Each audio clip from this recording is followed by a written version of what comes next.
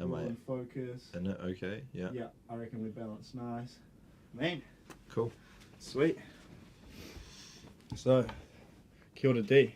Kia ora, brother. Welcome. Cheers. How you going today? Yeah, going good. Yeah. Yeah. Sure. So I guess let's introduce yourself and why you're here today. What is Twisted? Kia ora. Yeah, I'm Dee, and I run Twisted Frequency Festival. It's a New Year's party in the Cobb Valley in Mohua or Golden Bay. And yeah, big, long, loud party is what it is. Yeah, that's a good way to simplify it. Yeah. So let's jump into it. Talking about last year, 10th anniversary. What a milestone. How was that for you from your perspective? It was definitely really emotional for me and for the crew, getting to that point. And yeah, it was interesting sort of needing to mark that and step up so many aspects of the event. Yeah. We've just been sort of trying to trundle along on a real tight budget, and we still had to go large with it, for the 10-year and make it really pop and celebrate it. So that was definitely an interesting feeling, kind of trying to outdo ourselves more than we normally would. Yeah. But it was spectacular. It was really beautiful to make it that far, and there was a lot of hearty moments in the crew and for myself as well. Yeah, mean, and yeah, still growing after 10 years, still building. Yeah, as you touched on that. That's it. Yeah. It must be very trippy, and yeah, what a year for. I mean, I just want to shout out the VJs you booked last year. Like Nice. that always happens, but Yeah. what an extravaganza of light and art. Like Thank you. amazing. And yeah, on that note, you always push your hip hop. How was your set? Did you enjoy? I did. I mean, I'm not even sure I'm gonna do a set this year. Yeah. I don't call myself a DJ. I'm more of a selector, Yeah. and I always get down there and I'm like stressed and thinking about a million other things. And so yeah, I mean, I had fun, but I didn't have time to prepare a set, and I just kind of played whatever felt good at the time. But yeah, it's definitely not an aspect of the event that I look forward to almost, because I'm just so in over my head with other thoughts, That's selecting is part of it. We don't always need a DJ flash in there. That's their it, ability. yeah. Sometimes the tunes just need to get played. Exactly. And like even here at Active, like, I mean, I'm sure like a huge portion of the it's not blends, Exactly. We just chuck a great tune on and chuck another one on, and I feel comfortable doing that. I've never actually learned how to mix, Yeah, and even in my mixing, generally I like to let a song play, especially with busier stuff. The artist has made that tune. That's and they built an outro into it for a reason, Sometimes the best blends are just a simple in and out. That's all you need. Yeah, for sure. Cool. So on that note, you might have brought a tune in that kind of encapsulated last year for you, or an artist. Yeah. So last year, obviously we went all out with the lineup, and there was a few acts that stood out to me. I was gonna go just New Zealand acts for this one, but being my lean on hip hop and the fact that we managed to get this guy last year, it probably sings true to mention it as producer and rapper called Decker. Really, really amazing, like esoteric, philosophical, but not in like a wanky way. So there was definitely one of the standout acts for me last year, and we somehow managed to convince him and his partner to fly over from from the States. We built him a little bit of a tour across the country to make it work, because obviously we couldn't really afford it, but it worked out. Yeah, it's New Year's. It seems like Twisted has become a destination for artists who want to have a good time and see a part of the world they maybe not have. For sure, yeah, and I think even though he was relatively obscure,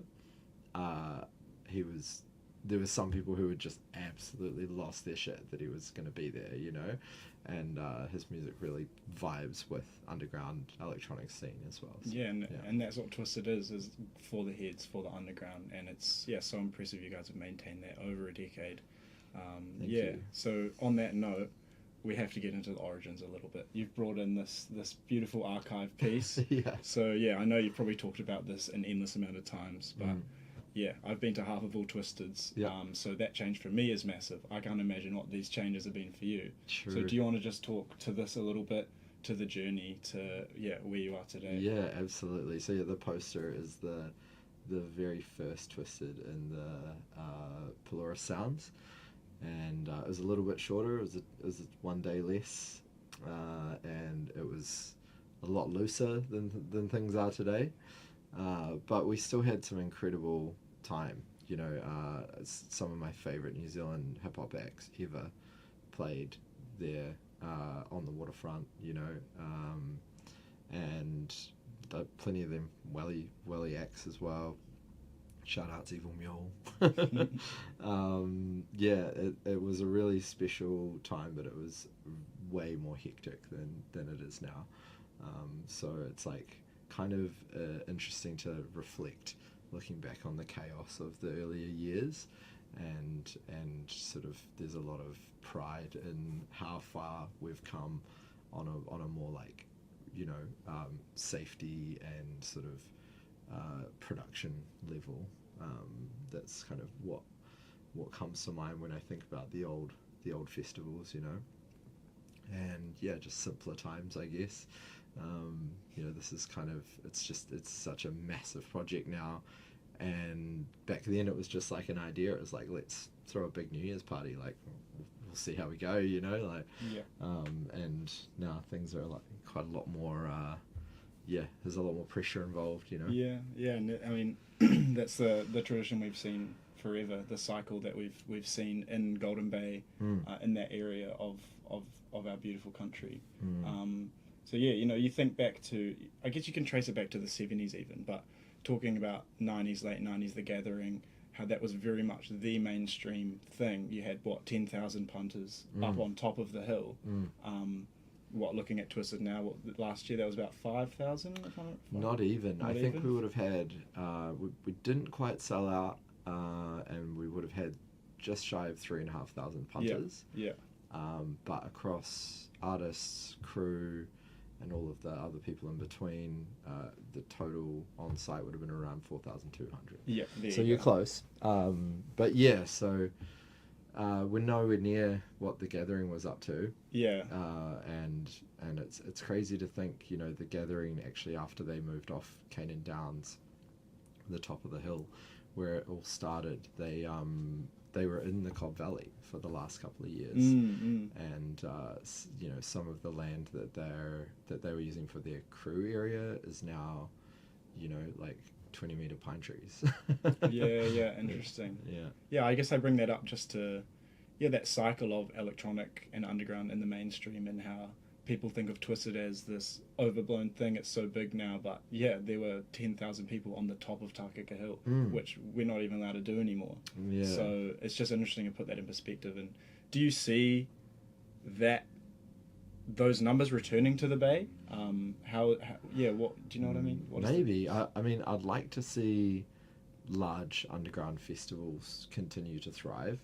I feel like it's tougher and tougher for even the small ones to make do, you know, these days, and you know, sadly the sort of scene for lots of different reasons has not flourished, and you know, it's looking a little bit healthier now, but you know, there used to be a festival every single weekend of the summer, and we would just hop in a van and just kick between every single one of them for like 3 months, you know, and so it's not really happening anymore. But yeah, in terms of scale, if things shifted a little bit in terms of like people's available income, I suppose is a major factor.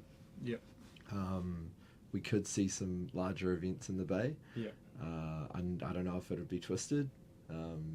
You'd need a very big bit of land to do it. You know, we're so lucky to have the space we do, but we're cramped. You know, we've already hit the max cap really, and we don't expect to go any larger as things stand right now. You know. Yeah, things have changed, Mm. and yeah, it's interesting. It's very interesting to think about that.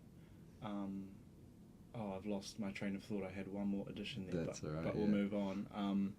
So yeah, let's talk about this year. Uh-huh. This is the focus of our conversation today. Yep. Yeah, what's different? What are you changing? Any lineup highlights? What are we Etc. doing differently? Yeah, shuffled things a little bit on the flow of the lineups. Um, yeah, I think we're kind of going back to tried and true. You know, obviously the top stage design and the totem animal changes every year. We've got a new plan to hopefully try and curb the long lines, which is still in formation, but I think we've clocked it. I think we've figured out a way to really reduce those wait times, which is kind of one of the main things that comes up that people are like, oh man, you know, like Yeah, I'm sure these guys would be happy to hear. yeah, exactly. Yeah. I mean, you know, once they get into the party, they're like, sweet, this is fine. You know, Yeah, like yeah. we're happy again. But it is hectic. You know, being in a hot car for Yeah, hours. You know, it's like, the sacrifice we make to be blessed Mm. by that whenua, you know. that's it. And literally, it's you know, it's kind of a result of the whenua as well. You know, it's like there's one road into this valley, and getting everyone safely onto the land is a tricky. That's the priority. Yeah. So it's we a can tricky sacrifice some maneuver. comfort. That's it, Yeah. you know, and then you're there for 5 days, so it's kind of worth the wait usually. Yeah, exactly. And I saw lots of stage takeovers this year, probably more than we've had ever. Yes. If I'm correct. So what's the go there? You just bringing everyone together. Yeah, I mean, it's always been the kaupapa of Twisted, and you know, sometimes takeovers aren't even listed, but they're effectively takeovers for like various reasons. So you know, beyond the takeovers that are listed, there's probably like 5 different record labels that are hosting what is essentially a takeover. But yeah, it's really I always make this like kind of like dumb joke, but it's like the twisting of the frequencies. You know, it's like we try and get crews from all over Aotearoa and the world, and like throw them in together and run on top of each other and see what happens. You know, so yeah, super stoked with the amount of crews getting amongst it, and you know, celebrating and giving a platform to those crews is one of the crucial aspects of the sort of Twisted mission that really sings out for me, you know, and for a lot of us, and you can see the sort of the fruit from that throughout the year as well. You can see the way that people interact with the festival because their crew is like repping, and the way that those crews like expand and connect with other crews. And yeah, I mean, there's some really great examples of crews that formed at Twisted, and that kind of sort of kaupapa of supporting up and coming you know, producers and musicians and people with like-minded ideas is one of the things that kind of drives the festival and drives the scene that drives the festival, you know, like, Yeah. so it's a full Ouroboros kind of energy, you know. Yeah, I guess we have to.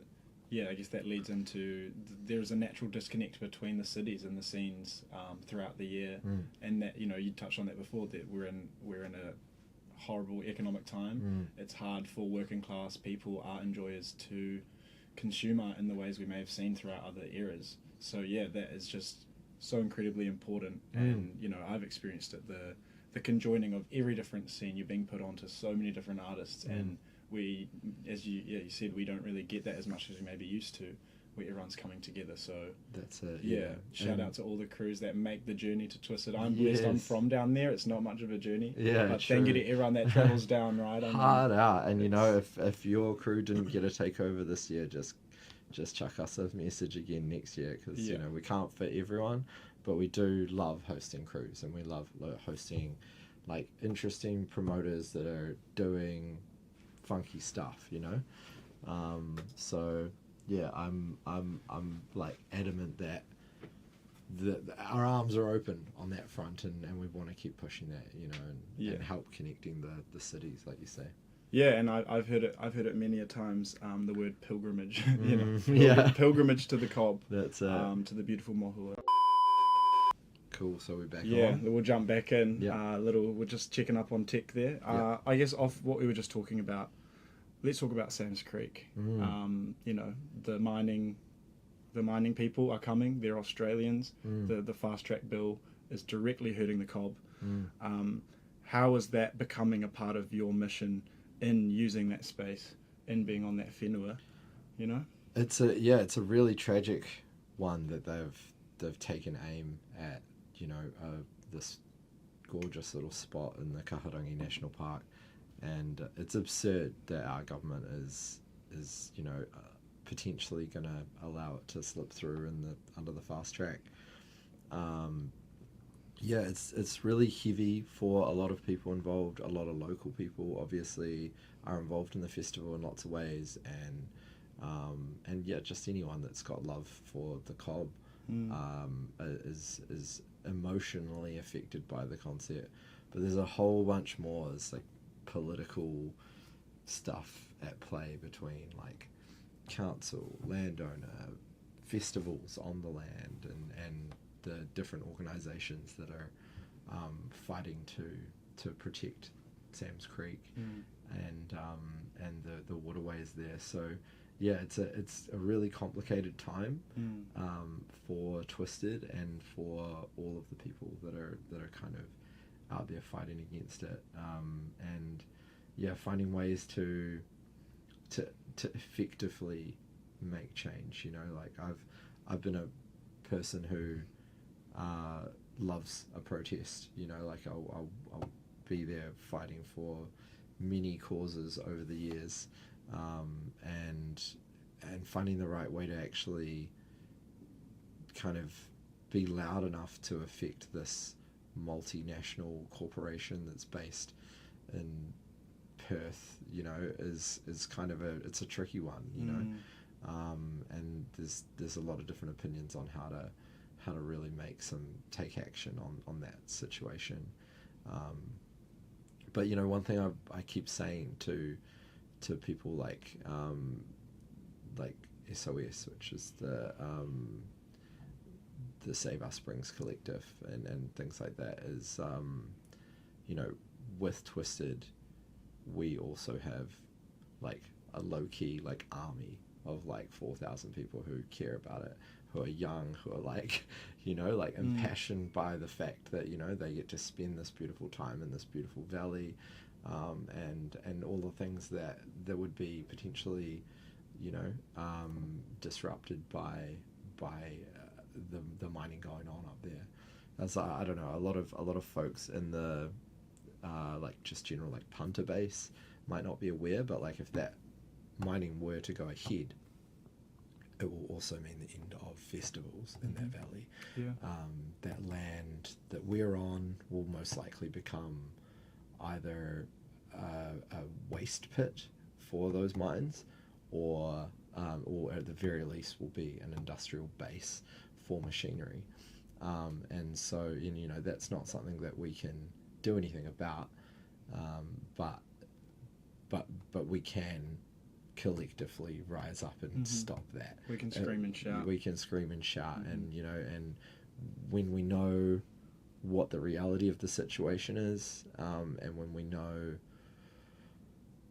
what is at stake, you know, together we can take some pretty loud action. We're used to being loud, you know what I mean? And we're collectively really strong as well. I feel like it's a really strong sense of community, even though everyone is coming from these disjointed sort of disconnected communities, micro communities, you know. But yeah, I just have confidence that we actually are quite a formidable force. Yeah. In addition to all of the other beautiful people of Golden Bay and you know, just like general green causes in New Zealand. Yeah.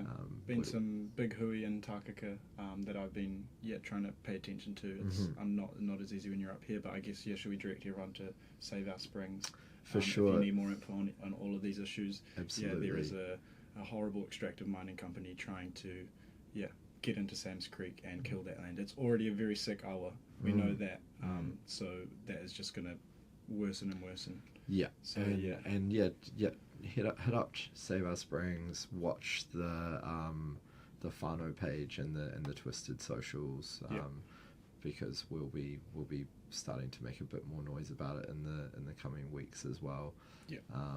And yeah, it's kind of one of those things. It's like you have to, you have to use the platform, but you also still have to get people feeling excited about coming to a music festival. Yeah. So we can't always talk about it, but we will when we have the right things to talk about. Yeah. Exactly. And heavy topic there. We got to pivot. I want to talk about sound systems. Cool. Who's coming in? We got Tubbs back. We got Tubbs the regular back. punters. Tell me. Yeah.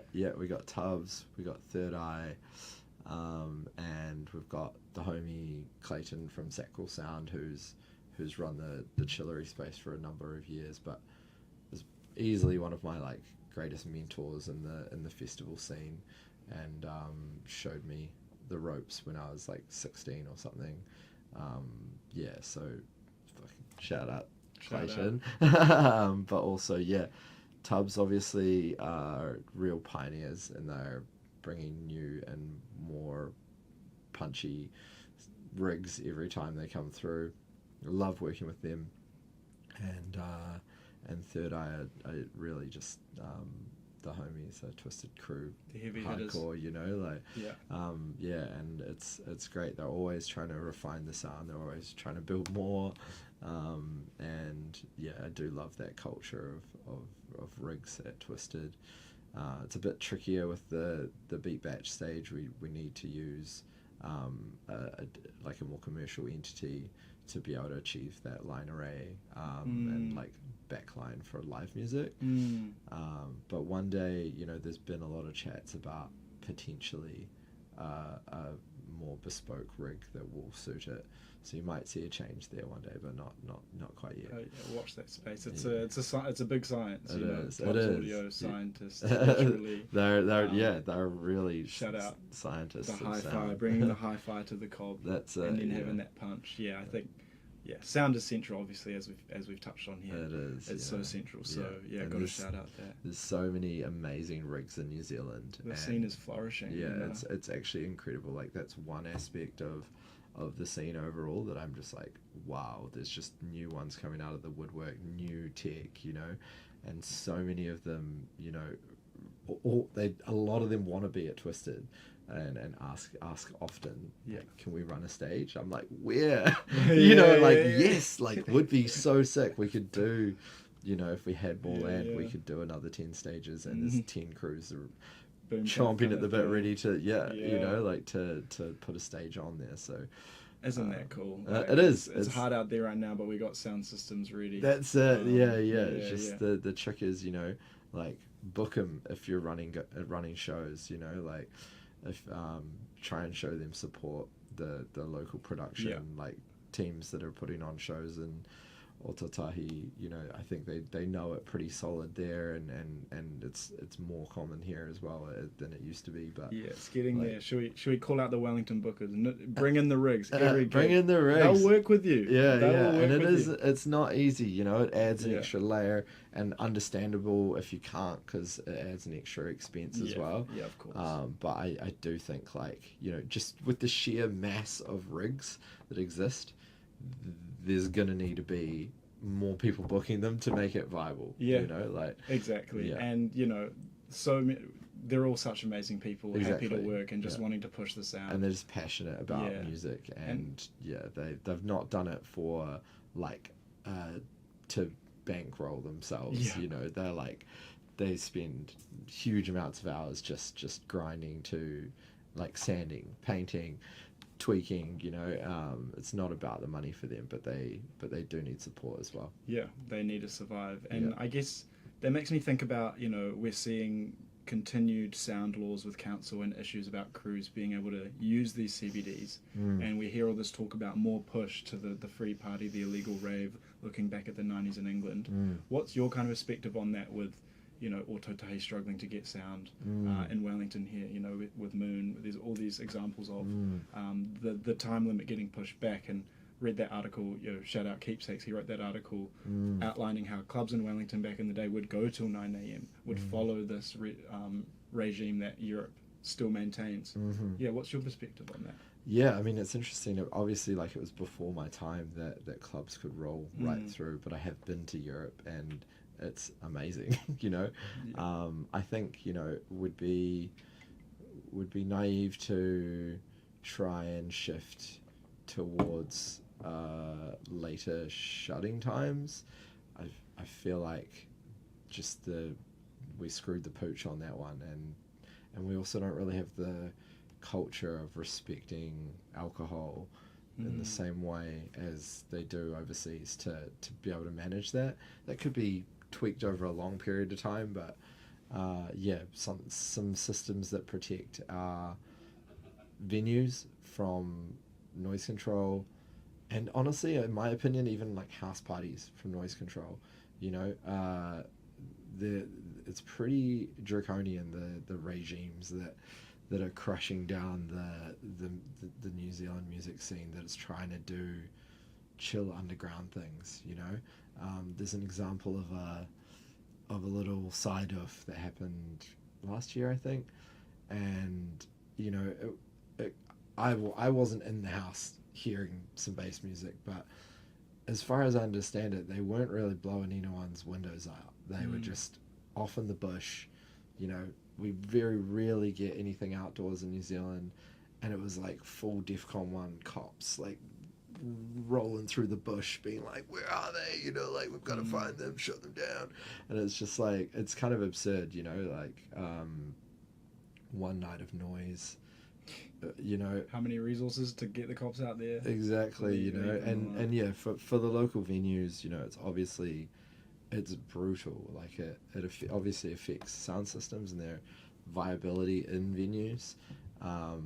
But yeah, I've worked in the Wellington venue scene for Meow and for Moon and for Rogue, and like, yeah, I've been part of those teams and seen it firsthand how hectic it has been, the apartments moving in and people just picking up the phone as soon as they try and have their first night's sleep on a Saturday, you know.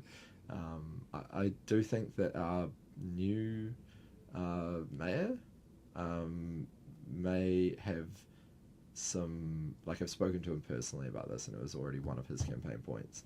I do think he actually has some real passion to protect the venues and to bring something in that matches some more rational, you know, policy that exists elsewhere in the world. So fingers crossed that's delivered on. Yeah, fingers crossed. Hit up your councils. That's it. Push your MPs. We had Andrew Little on for his first mayoral meeting here this morning. Oh, you did? Talked a bit about that. And he mentioned it. I didn't listen. Okay. But yeah, I bet he did. I think they did talk about it. Yeah. Whenever someone's in here, we talk about that. Yeah. But yeah, we meet with him monthly. Yeah. So yeah, keep those conversations going. Cool. Yeah, reminder to engage with your local council guys. Yeah.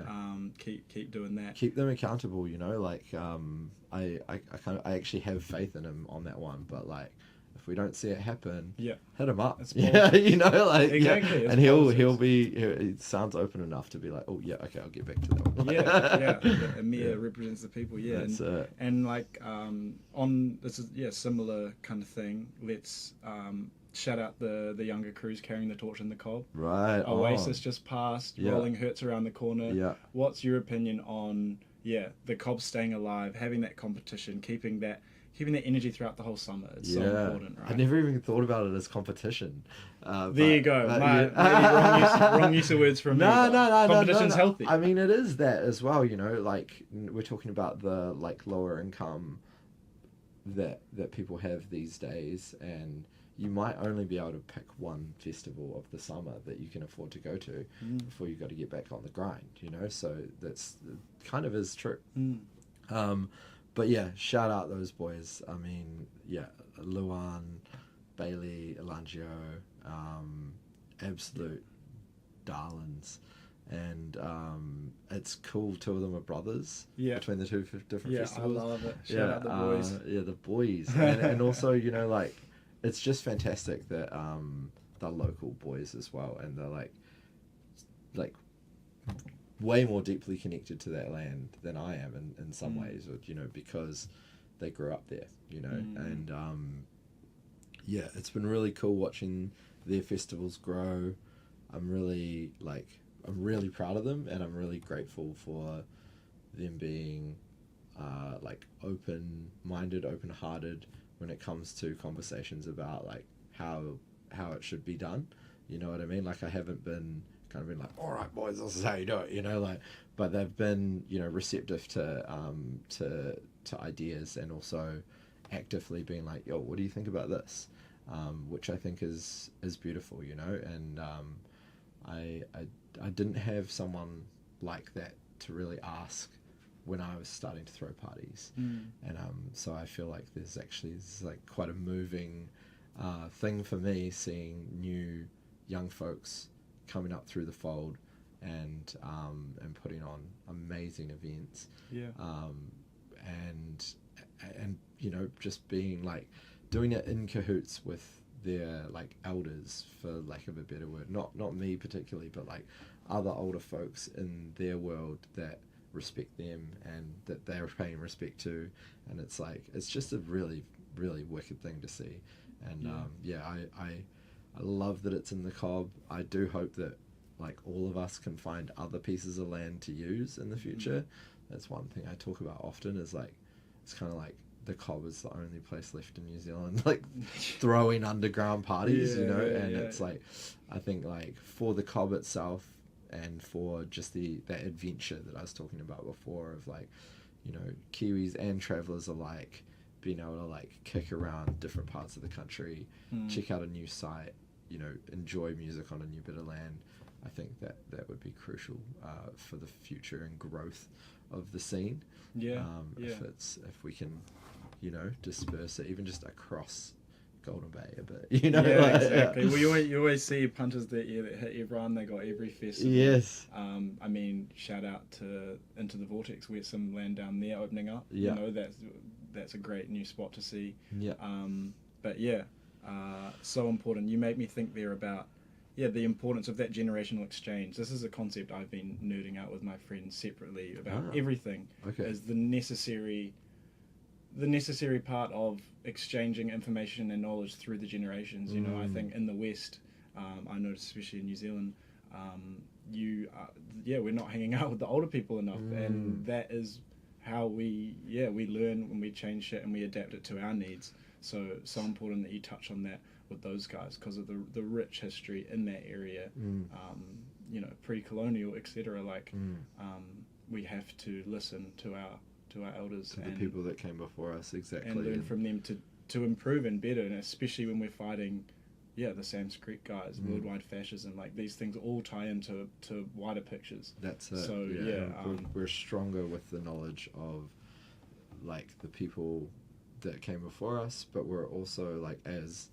like kind of someone in the older generation, we're stronger with the knowledge of the people that are before us as well. You know, they're learning and adapting and coming up with new interesting ideas, and there should be an exchange, you know, in both directions. And I think if you are like a, you know, someone in the scene on any aspect, a DJ or a event producer, or, you know, it's really a critical thing to look at the people around you, look at who's trying to come up and do cool stuff, you know, and try and kind of extend a hand and be like, yo, if you ever need just a chat, like if you got any ideas you want to run by me, like I'm always about that. And I think more people in my position and similar should do the same. Yeah, awesome. We're getting to the end there, I guess. To talk a bit more, what's, you know, you're obviously very busy right now getting it done. It's going to approach us very quickly, but where to from here? You don't see any stop to Twisted. Like, do you have a kind of long-term goal? Is it just being able to pass on that torch you know? Yeah. Or are you just not thinking about it right now? I've never thought about it more than I have this year, honestly. Interesting. It's like, if I'm honest, I'm still in a lot of debt, and that debt has been like absolutely over my shoulders for like 7 years now, and it just grows, and then I chip away at it and it grows, and so I can't promise that Twisted will continue forever, and I do, I've been having to give that some serious thought this year, and what I want to do is figure out a way to pass the torch and or make it more viable for like my own well-being, as well as like on paper. I haven't figured out how to do that yet, and I think we've kind of got a mission to, and I don't know how to do this either, but to try and reach out to the sort of wider world and be like, hey, can you help us? This is a beautiful thing we've got going on. There's thousands of people who are, literally, they breathe for this stuff. They love it, and it really brings fire under the sort of cultural mixing pot of underground festivals, and like kind of just sell the concept, and hopefully someone who has the ability to support us, like literally financially, can do that. So we've got this documentary coming out, and hopefully that'll give just the like wider world beyond the like immediate Twisted whānau and community a bit of an idea of like what the 10 years has really been like, and what the kaupapa is, and how passionate people are about it, and the people behind it, and how they build it, and perhaps I'm gearing up to try and put my heart on my sleeve and just say, like, can you guys help us? Like, we really want this to stay alive, but we don't know how to do it. We're doing that right now at Active. Yeah. You're touching on wider topics of throwing events and just existing in the art world under capitalism. It's hard. It is. You mentioned before, I reach out to international people, give some advice. Does anyone actually know? We're not rich, generally speaking. You need magical funders, and anyone doing this stuff under the economic system we're in is going to struggle, because it's not built for art. It's not, unfortunately. No, that's right. So where can we watch that doco? That's exciting. Should be in the next couple of weeks. It's finished. We're just tweaking the audio right now. Shout out Simon Blackwell, Wellington hero of sound. And it'll be ready to go before the end of November, hopefully. And awesome. I'm really, really proud of it. I think we had 48 interviews. We've got footage from every Twisted, and it's a real kind of blast from the past, and then like winds you in on what 10 years really feels like for everyone. So look out for that one. That's exciting. Watch out for that one. I guess let's end it on a tune or an artist who you know me, I love hip-hop. We've got Brandon Shiraz and Karu, which is like, I'm sure Active plays that new garage project like regularly. We do. But like chuck it on, because like that's popping, and those guys are coming down with that project this year. Cool. Any other highlights standing out for you coming in this year? I mean, Toroa, they played at our Keep Hush show, which was fantastic. They opened for it. They've got live Taonga Poro, beautiful vocals. And Brendan, who is Shankara NZ, is like OG back in the day Twisted homie, and also has like real strong roots in New Zealand underground music. So that new project is really beautiful, and I think it's gonna be really impactful for anyone to hear it. Awesome. And I just have to say, on that Toroa set, that was mind blowing. It was opening the night, but that journey in BPM, that going up, right? I mean, all over. I was so impressed by that, and what a night, what a cool thing to bring that international platform to Twisted, because That's right. you guys have the reach. You know, it is a destination festival. So watch out for the Stocko. If you missed out on Keep Hush, unlucky. That was a great night. You're going to be able to see every set. Well, exactly. Live on YouTube, probably in the next few weeks as well. Yeah.